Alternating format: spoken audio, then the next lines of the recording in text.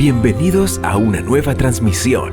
Somos Iglesia Bíblica Manantial de Fe y su ministerio CVE, Camino, Vida y Esperanza. Acompáñenos a nuestras reuniones los días miércoles, culto de oración, 7 de la noche, viernes, culto de enseñanza, 7 de la noche, domingos, escuela dominical, 9 de la mañana y culto evangelístico, 5 de la tarde. Síguenos en Facebook y YouTube como Ministerio CVE, Camino, Vida y Esperanza de la Iglesia Bíblica Manantial de Fe.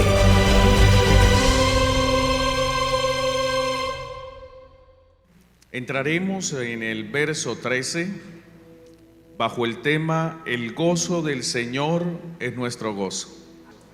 Serie titulada La oración que conmovió el trono de Dios. Luego de haber orado al Padre por sí mismo, el Señor Jesucristo, como se registró en Juan 17, del verso 1 al 5, el Señor Jesucristo comenzó a interceder por sus discípulos. Primeramente por esos discípulos que había tenido a su lado por cerca de 3 años. Él empezó a orar y rogó ante el Padre para que el Padre los guardara. En San Juan 17, versos 6 al 12, se describe una oración hermosa y maravillosa de Cristo por esos 11 hombres que le acompañaban. Él dijo al Padre, levantando sus ojos y orando al Dios Todopoderoso, en el verso 6, he manifestado tu nombre a los hombres que del mundo me diste. Tuyos eran y me los diste. Ahí estaban esos 11 hombres que había tomado el Padre del mundo. No eran sabios, no eran demasiado educados, era gente común y corriente, pero Dios los había tomado del mundo con un propósito superior. Y dijo el Señor, y me lo diste, y ya han guardado tu palabra. Ahora han conocido que todas las cosas que me has dado proceden de ti, porque las palabras que me diste les he dado, y ellos las recibieron, y han conocido verdaderamente que salí de ti, y han creído que tú me enviaste, haciendo alusión a esas palabras de Pedro cuando no se lo reveló carne ni sangre, que Jesús era el Cristo, el Hijo del Dios viviente. Ellos sabían y habían creído en Jesucristo. Por eso en el verso 9 el Señor sigue con su ruego y dice: yo ruego por ellos, no ruego por el mundo, sino por los que me diste, porque tuyos son. Y todo lo mío es tuyo, y lo tuyo mío, y he sido glorificado en ellos. A partir de este momento el Señor empezaría a hacer evidente que Él se iría al cielo. En el verso 11 Él dice en esta oración por primera vez: y ya no estoy en el mundo, mas estos están en el mundo y yo voy a ti, Padre Santo. Empieza a poner la vida de estos hombres en la mano, en el poder de Dios, para que los guardase. Padre Santo, a los que me has dado, guárdalos en tu nombre. Esto es en tu esencia, en tu poder, en lo que tú eres, para que sean uno así como nosotros. Cuando estaba con ellos en el mundo, yo los guardaba en tu nombre. A los que me diste yo los guardé, y ninguno de ellos se perdió, sino el hijo de perdición, para que la escritura se cumpliese. Luego de esto el Señor hace una petición más al Padre. Él dice: pero ahora voy a ti y hablo esto en el mundo. Como dijo el Señor en su oración, durante esos 3 años de ministerio terrenal, Cristo había guardado a todos y cada uno de los suyos del mal. En esos 3 años les había enseñado la palabra de Dios para guardarlos del engaño y de la levadura de los fariseos. En esos 3 años había mostrado el verdadero poder de Dios a través de señales, milagros y prodigios, todas obras sobrenaturales, para diferenciar su poder del resto de los que se habían creído Mesías o representantes de Dios en la tierra. En esos 3 años se había manifestado ante sus ojos como el Mesías, y a excepción de Judas, el traidor que se perdió para que la escritura se cumpliese, como aprendimos hace 8 días, todos los suyos habían llegado a esa última noche al lado del Señor, siendo fieles a Él. Desde luego, amados hermanos, como usted lo sabrá, esa misma noche comenzaría la prueba reina, la prueba final que afrontarían estos 11 hombres. Cada uno de estos discípulos tendría que enfrentar el terror, el miedo, cuando el pastor fuera herido y las ovejas dispersadas. Esa noche, los suyos que habían permanecido fieles enfrentarían el terror de la persecución. El mal los rondaba. El mismo Satanás había pedido a Pedro para zarandearlo esa misma noche, pero Cristo ya había rogado para que el Padre los guardara en su nombre, para que ninguno de ellos se perdiese. Sería imborrable lo que verían estos 11 hombres. Su maestro sería tomado cautivo dentro de unas cuantas horas. Ante sus ojos y sin posibilidad de hacer nada, verían cómo su maestro sería llevado por los oficiales, por los guardias del templo, ante el sumo sacerdote de noche, contra la misma ley. Esa noche su maestro sería interrogado, sería torturado mientras era abofeteado, escupido, sus barbas arrancadas. Toda la noche sin dormir, siendo insultado, blasfemado, humillado. Y finalmente, al día siguiente, sería expuesto públicamente en medio de ladrones, recibiendo en su cuerpo el dolor que produce la crucifixión. Todo esto lo verían esos 11 hombres por los cuales Cristo esa noche estaba orando. Él sabía muy bien que esa era la hora de su sacrificio. Había llegado ese momento por el cual Él había intercedido ante su Padre para que le ayudara y le pasara esa copa. Pero para que la escritura se cumpliese esa noche, uno de sus seguidores más cercanos, su tesorero, el que guardaba la bolsa del dinero, de las ofrendas, Judas Iscariote, lo entregaría.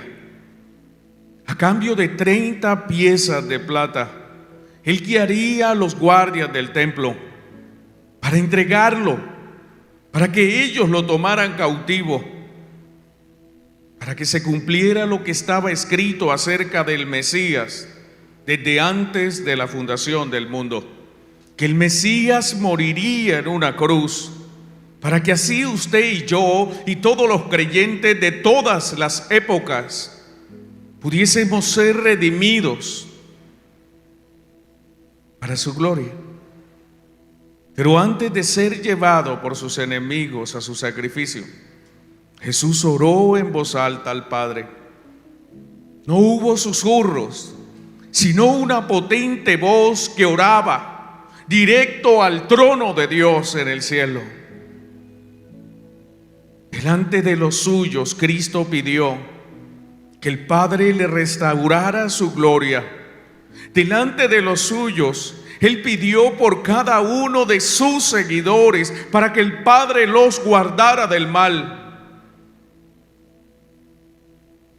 Padre Santo, a los que me has dado, guárdalos en tu nombre, fue su oración.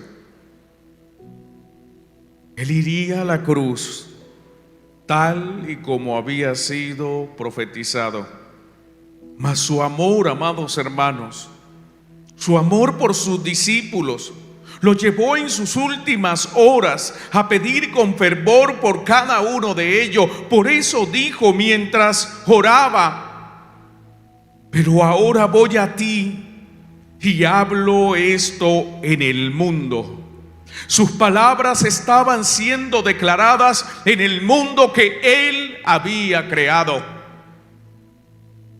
Cuando Cristo dijo estas palabras delante de sus discípulos, su trabajo en la tierra, amado hermano y hermana, estaba casi culminado. Y estaba en su camino de la tierra al cielo, donde estaba su Padre. Por eso dijo: ahora voy a ti. Todos sabemos que Cristo no vino a esta tierra a vivir eternamente en condición de hombre. Él no vino a formar una familia terrenal y a tener hijos y nietos y bisnietos, como mentes retorcidas quieren hacer ver cuando falsamente dicen que Cristo y María la Magdalena eran una pareja. No hay tal cosa como eso. Cristo no vino a eso. Es una invención satánica para desviar el objeto principal por el cual vino Cristo, que no fue a vivir en esta tierra y no fue a formar una familia terrenal.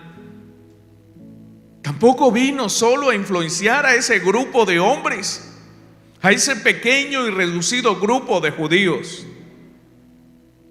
Él vino a establecer un reino espiritual y no uno terrenal. Por eso cuando fue interrogado por Pilatos, él dijo: mi reino no es de este mundo. Los judíos no entendieron y no lo siguen comprendiendo. Por eso aún en nuestros días los judíos no han comprendido que el Mesías debía venir primero como siervo sufriente para después volver como rey de gloria. Ellos no entendieron las palabras de Isaías 53, donde se habla del dolor, del quebranto, de todo el sufrimiento que tenía que padecer el Mesías. Él tenía que encarnarse, nacer de mujer y sufrir el martirio y el sacrificio en la cruz. Y tenía que morir.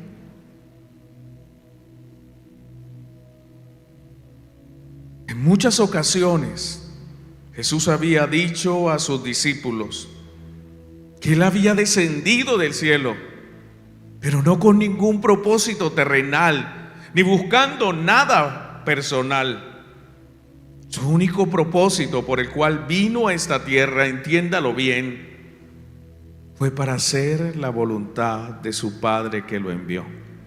En Juan 6:38 dice el Señor: porque he descendido del cielo, no para hacer mi voluntad, sino la voluntad del que me envió. A eso vino. La voluntad del Padre era que a su venida y por su obra salvara a lo que estaba perdido. La humanidad había caído de la gracia por el pecado de Adán y de Eva.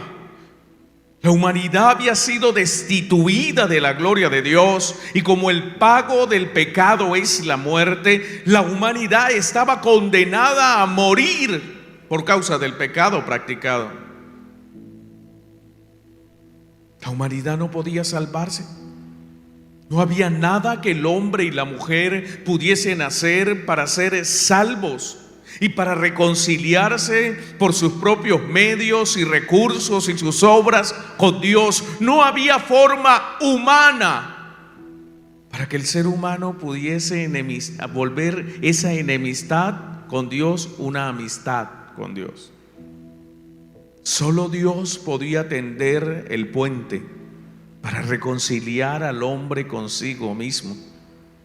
Y era la voluntad de Dios no que el hombre se pierda, sino que los hombres procedieran al arrepentimiento. Esa es la voluntad del Padre, que el pecador se arrepienta y no muera. Esa es la voluntad de Dios.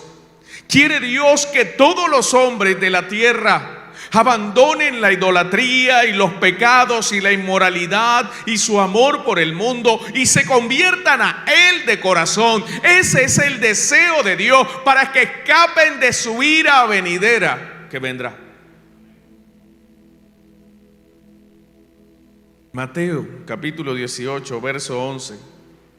Dijo el Señor de sí mismo: porque el Hijo del Hombre ha venido para salvar lo que se había perdido. Como usted y como yo, antes de conocer a Cristo estábamos perdidos. Dice la Escritura, muertos en nuestros delitos y pecados. Pero para poder salvar lo perdido, esto es, a la parte de la humanidad caída, escogida para salvación por Dios, el enviado de Dios, esto es el Cristo, el Señor encarnado, debía morir. Como lo dijo el Señor muchas veces.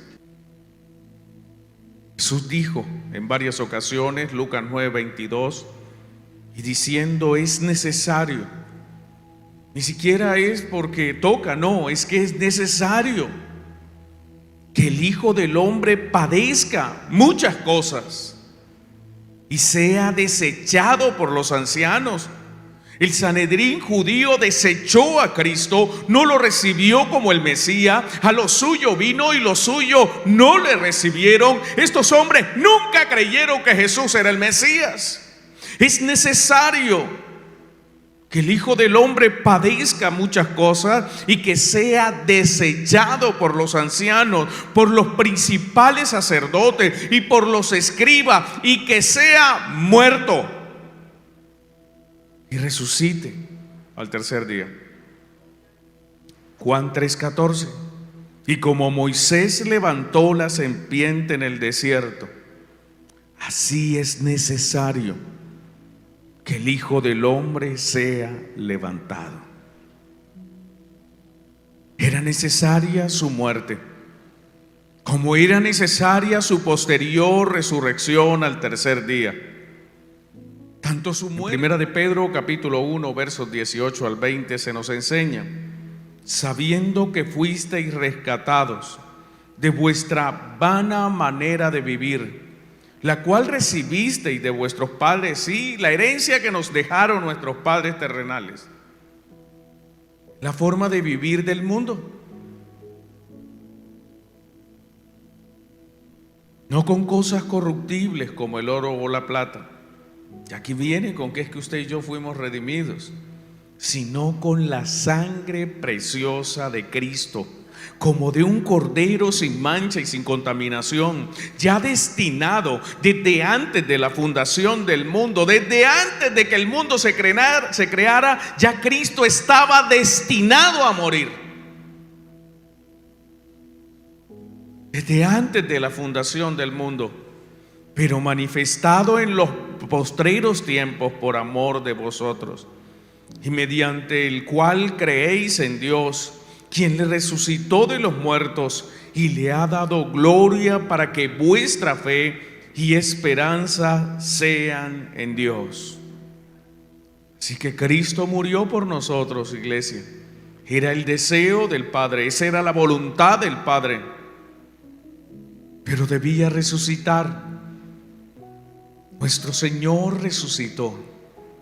Él se levantó por el poder del Espíritu Santo al tercer día para retornar al cielo, de donde había venido, y para revestirse de la gloria que siempre había tenido, aún antes que el mundo fuese. Al volver al cielo, mediante su ascensión en gloria, Jesús sabía que volvería a estar sentado en su trono alto y sublime, como fue visto durante el llamamiento del profeta Isaías. Isaías capítulo 6 versos del 1 al 5, acompáñenme por favor. Dice: en el año que murió el rey Usías, está hablando Isaías, vi yo al Señor sentado sobre un trono alto y sublime, sentado en un trono alto, no en un trono pequeño, alto y sublime. y lo vio vestido de realeza, y sus faldas llenaban el templo. Por encima de él había serafines, cada uno tenía 6 alas, con 2 cubrían su rostro, porque era tal la santidad del Señor que ni siquiera los serafines podían mirarlo. Con 2 cubrían sus rostros, con 2 cubrían sus pies, y con 2 alas, con 2 volaban. Y el uno daba voces diciendo: Santo, Santo, Santo. Y el otro le respondía: Santo, Santo, Santo, Jehová de los ejércitos, toda la tierra está llena de su gloria. Y a la voz de estos seres angelicales, verso 4, los quinciales de las puertas se estremecieron con la voz del que clamaba, y la casa se llenó de humo. Vio allí Isaías la gloria del Cristo antes de su encarnación. Ese era el lugar a donde Cristo se dirigía. Por eso en Juan 17:13 él decía: pero ahora voy a ti. No, yo no me voy a quedar aquí, yo voy a ir a ti. Él sabía que al volver al Padre, su gloria como segunda persona de la Trinidad sería restaurada. Él se sentaría en su lugar de privilegio, el trono alto y sublime. En ese lugar de privilegio estaría sentado a la diestra del Padre, como fue visto por el diácono Esteban justo antes de su muerte por lapidación. Así está escrito en Hechos capítulo 7, verso 55. Lleno del Espíritu Santo, puesto los ojos en el cielo, vio la gloria de Dios y a Jesús que estaba a la diestra de Dios. Este hombre moribundo pudo contemplar a Cristo sentado a la diestra.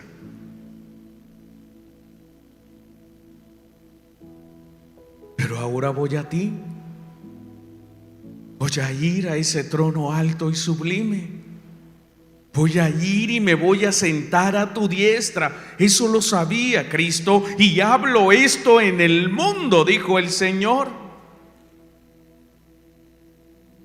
Estaba a punto de terminar su etapa de descenso en forma de siervo. En pocas horas llegaría su muerte en humillación.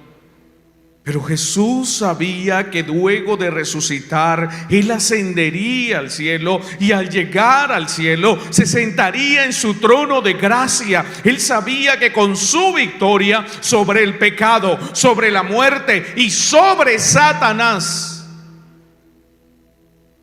su gloria eterna sería restaurada.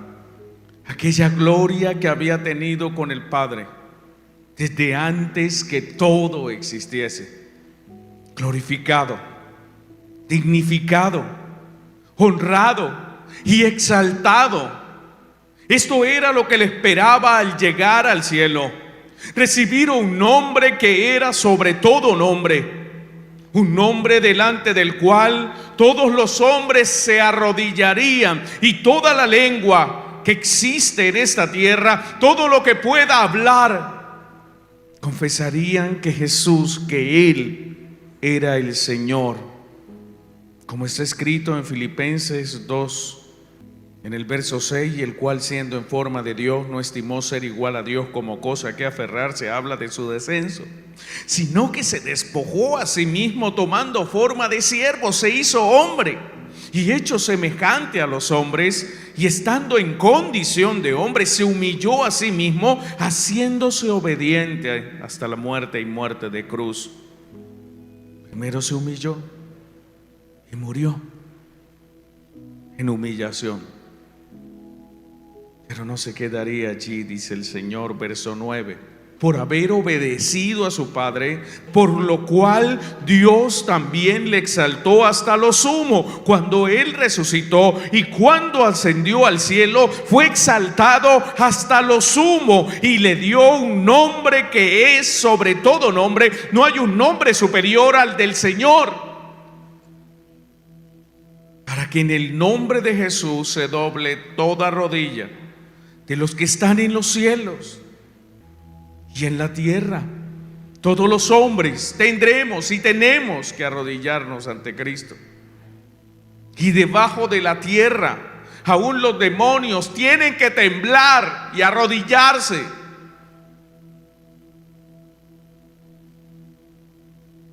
Y toda lengua debe confesar, iglesia, confiese que Jesucristo es el Señor, para gloria de Dios Padre.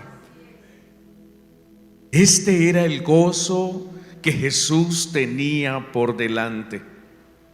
Este gozo inundaba todo su corazón, todo su ser. Él conocía el futuro glorioso que le esperaba, como victorioso sobre la muerte al resucitar al tercer día. Al llegar al cielo, Él sería exaltado hasta lo sumo.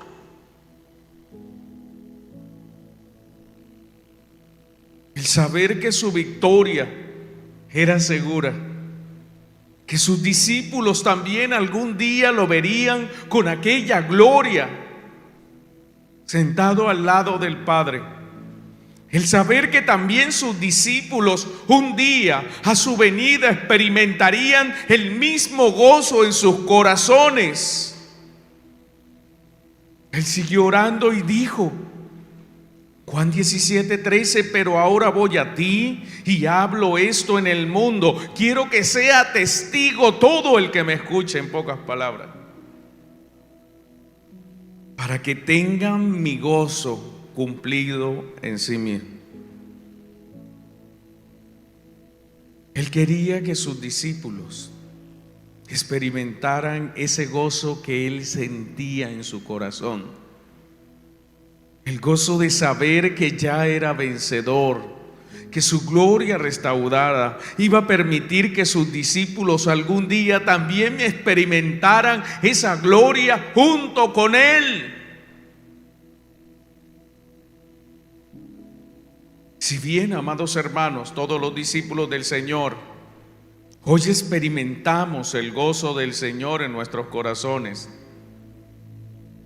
porque hemos recibido la salvación y el perdón. Como dijo el salmista en el Salmos 32, verso 11, alegraos en Jehová y gozaos justos y cantad con júbilo todos vosotros los rectos de corazón. Hoy sentimos el gozo de Dios. Jesús hablaba de ese gozo, del gozo del creyente al saber que es de Cristo, el gozo que experimenta todo creyente, al saber que con la muerte y resurrección de Cristo, Cristo ha sido glorificado eternamente. Eso debe darnos gozo, porque si Él venció, nosotros hemos sido declarados con Él más que vencedores.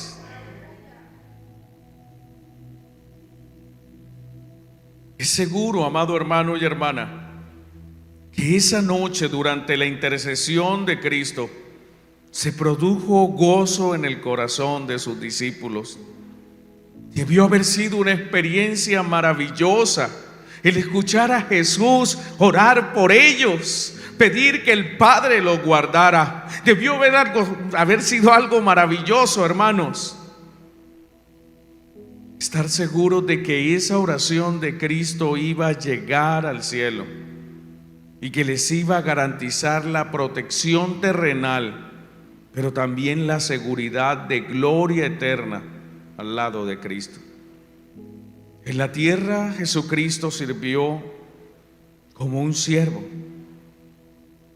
pero en el cielo Jesús, sentado a la diestra de Dios, era rey. Esta oración, amado hermano, debió quitar todo el temor de los corazones de esos hombres y llenarlos de alegría, pero no de cualquier alegría, sino del gozo del Señor. Al saber que la victoria del Señor es nuestra victoria, si llegamos a comprender que la victoria de Cristo es mi victoria, entonces el gozo de Cristo cumplido en Cristo es también un gozo cumplido en nosotros mismos. ¿Sabe? Por 3 años los discípulos habían descansado en Jesús. Ellos habían recibido en Mateo 11:28 estas palabras, esta invitación: venid a mí todos los que estáis trabajados y cargados, y yo os haré descansar.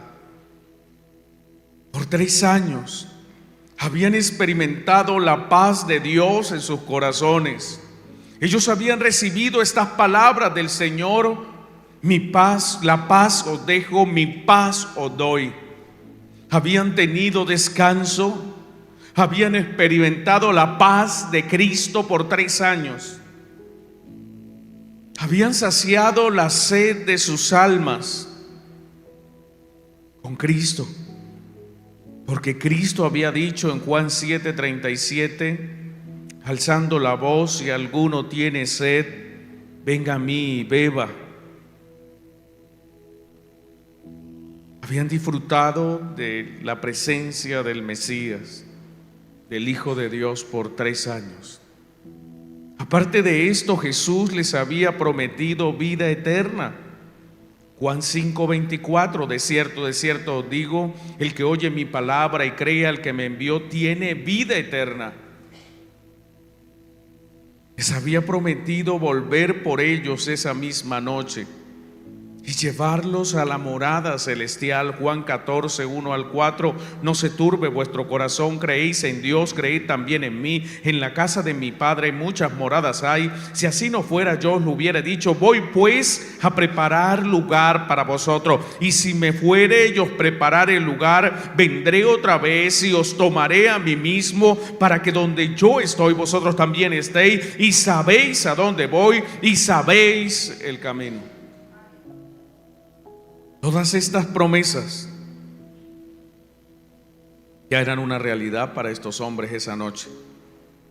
Pero esa noche Jesús oró para que la plenitud de su gozo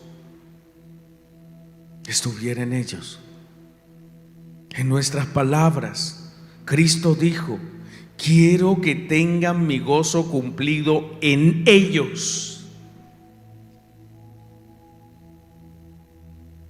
Cristo pidió para que cada uno de sus discípulos, y por aplicación cada uno de nosotros, los creyentes de todas las épocas, experimentemos el gozo cumplido de Cristo hoy y ahora. No hay razón para estar triste. No puede existir tristeza. Imagínese que usted estaba condenado a la silla eléctrica, o a la inyección letal, o a ser fusilado. Estaba condenado a morir. Y mientras usted caminaba hacia el lugar de su muerte, de repente alguien se interpone y dice: yo voy a morir por él, y él debe quedar absuelto. Y cuando usted ya pensaba que iba a morir, ve cómo son sueltas las cadenas, las esposas caen, y le dice el juez: váyase, usted es libre. Y después escucha los disparos. Alguien murió por usted sin merecerlo. Usted merecía ser fusilado, pero alguien recibió esa bala por usted para que usted bebiera, con la promesa de que nunca morirá. Quien recibe ese tipo de perdón vive feliz, porque cuando ya estaba condenado a la muerte, vino la vida.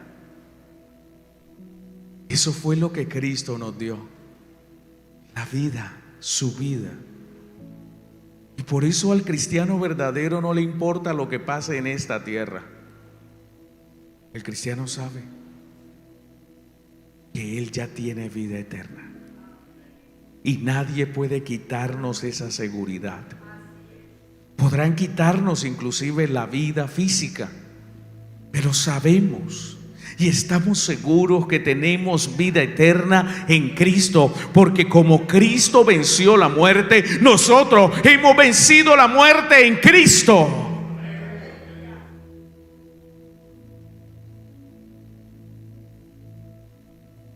El gozo cumplido de Cristo, amados hermanos, era saber el futuro glorioso que le esperabas después de acabar su obra en la tierra. Jesús sabía que la dura prueba de la cruz no era el fin de su vida, porque más allá de la cruz estaba la gloria eterna. Por eso el escritor de Hebreos nos manda a poner los ojos en Jesús. Cuando usted esté en una prueba difícil, no ponga sus ojos en la prueba, ponga los ojos en Jesús. Hebreos 12:2, puesto los ojos en Jesús, autor y consumador de la fe, el cual por el gozo puesto delante de él sufrió la cruz, menospreciando el oprobio, y se sentó a la diestra del trono de Dios. Jesús no pensó en la cruz, él pensó en la gloria que había después de esa cruz. Cuando enfrentamos duras pruebas que Dios nos permite, sea enfermedad, sea escasez, sea persecución, debemos poner nuestros ojos en Cristo, porque al poner nuestros ojos en Cristo, recordamos que Cristo venció el pecado, venció la enfermedad, venció la muerte, venció a Satanás, y que su victoria ya nos redimió, dándonos el perdón, la salvación y la vida eterna. El saber que Cristo resucitó, amado hermano, hermana, que Dios tiene poder para levantar a un muerto. El saber que Cristo ascendió y que se sentó a la diestra de Dios. El saber que Cristo hoy, en este momento, está sentado a la diestra de la majestad en las alturas, coronado de gloria, con todo poder, como Rey, debe ser motivo de gozo en su corazón. Porque así como Cristo no vio la cruz como el fin, sino que miró más allá del dolor de su muerte. Cuando usted esté atravesando el dolor, ponga sus ojos en Cristo, para que el gozo de Cristo, el cual se cumplió, ahora esté en su corazón. Porque el gozo de Cristo no se encontró en las circunstancias inmediatas, sino en los propósitos eternos. El gozo del Señor no radicaba en ser feliz momentáneamente en esta tierra. Ay, es que si no soy feliz aquí en la tierra, entonces yo no tengo gozo. ¿Qué importan los problemas de la tierra? Se quedan aquí. No, esos problemas no lo van a acompañar en el cielo. El problema más grande que usted tenga hoy día se queda aquí. El día que usted parta de la tierra, se acabó ese problema. Y a donde vamos no hay esos problemas. El gozo del Señor no radicaba en que un hombre o una mujer le diera su amor. Ay, es que si no me quieren, entonces yo me muero. No radicaba en eso el gozo de Cristo. Olvídese.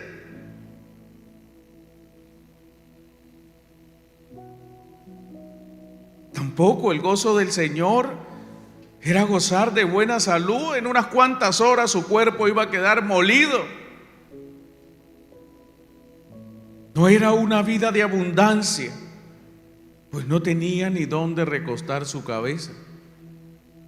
no era la prosperidad económica que es pasajera. Amados hermanos, el gozo del Señor solo radicaba en saber que el Padre estaba complacido con su obediencia perfecta. El gozo de Cristo estaba arraigado en su comunión total con Dios su Padre. El gozo de Cristo era el fruto de una fe verdadera y una confianza depositada en Dios. Su gozo venía de ver las grandes cosas que Dios había hecho. Porque su gozo nunca fue disminuido, ni por la tribulación, ni por la aflicción, ni por el sufrimiento, ni por la traición de Judas. Su gozo siempre estuvo allí en su corazón, y Dios ha puesto ese gozo en su corazón, y nadie se lo puede quitar, ni la enfermedad, ni el dolor, ni los problemas, ni la escasez, ni el desamor. Nadie puede quitarle el gozo de saber que su Señor es el Rey de toda la creación. Desde esa noche, amados hermanos, no solo los 11 que le acompañaban, sino todos los creyentes de todas las generaciones posteriores, hemos compartido ese mismo gozo de Cristo en nuestros corazones. Nos gozamos porque obedecemos a Dios en todo, y nos gozamos porque sabemos el destino glorioso que nos aguarda cuando nosotros también seamos llevados al cielo y nos reencontremos con nuestro Señor para estar siempre con Él. Hoy quiero que usted recuerde cuando tenga problemas, cuando esté sufriendo en medio de la aflicción y el dolor, esas palabras de Jesús en Juan 17:13. Pero ahora voy a ti y hablo esto en el mundo, para que tengan mi gozo cumplido en sí mismos. Gracias por seguirnos. Recuerda que estamos ubicados en la carrera 18B 5703, esquina del barrio Pueblo Nuevo, Barrancabermeja, Colombia. Recuerda seguirnos en Facebook y YouTube como Ministerio CVE, Camino, Vida y Esperanza de la Iglesia Bíblica Manantial de Fe. Dios les bendiga.